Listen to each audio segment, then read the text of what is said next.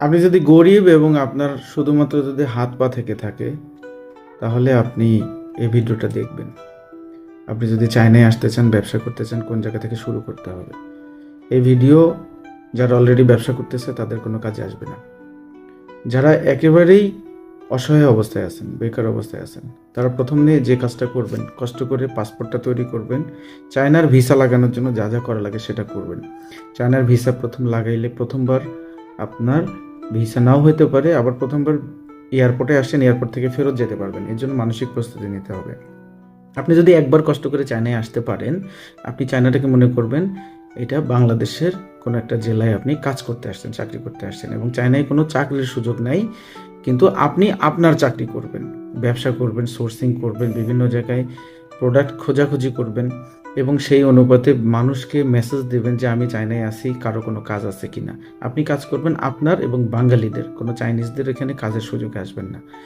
আর একটা ব্যাপার হচ্ছে, চায়নায় আসলে আপনি কী ধরনের কাজ পাবেন, কী ধরনের সুযোগ পাবেন। চায়নায় আসলে আপনি ধরেন যে বাংলাদেশে একটা বড় ব্যবসায়ী আছে, তার এই মুহূর্তে চায়নাতে একটা স্যাম্পল কোথাও পাঠানো দরকার, এবং কোথাও থেকে কোথাও কোনো একটা মাল কোনো একটা ওয়্যার হাউসে দেওয়া দরকার, কিন্তু কুরিয়ারে দিলে একদিন সময় লাগবে, সেটা আপনি পায়ে হেঁটে দিতে পারবেন। এরকম কেউ জিজ্ঞেস করলো, ভাই এই প্রোডাক্টটা আমাকে কিনে দিতে পারবেন কিনা, আমি আপনাকে শিপিং চার্জ দিয়ে দেবো, এরকম একটা কাজ। এবং গেস্টদের সাথে নিয়ে আপনি 8-10টা জায়গা যদি চেনেন, তাহলে বিভিন্ন অপরিচিত লোক যারা চায়নায় আসতেছে তাদের জন্য চায়না নতুন জায়গা, তাদেরকে নিয়ে আপনি চায়নায় টুরিস্ট গাইড হিসেবে ঘুরতে পারেন, জায়গা দেখাতে পারেন একটা নির্দিষ্ট সার্ভিস চার্জের বিনিময়ে। এই সমস্ত কাজগুলোই আপনাকে করতে হবে।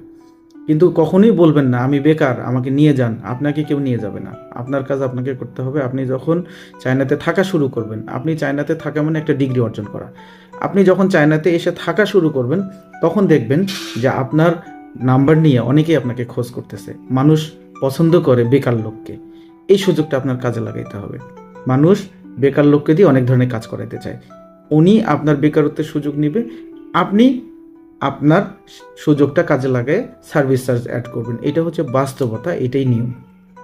আর চায়না আসার আগে পর্যন্ত আপনাকে কেউ নিয়ে যাবে, ভাই আমার পাসপোর্ট আছে আমাকে নিয়ে যান, এগুলো বলবেন না। এগুলো হচ্ছে ভিক্ষার মতো।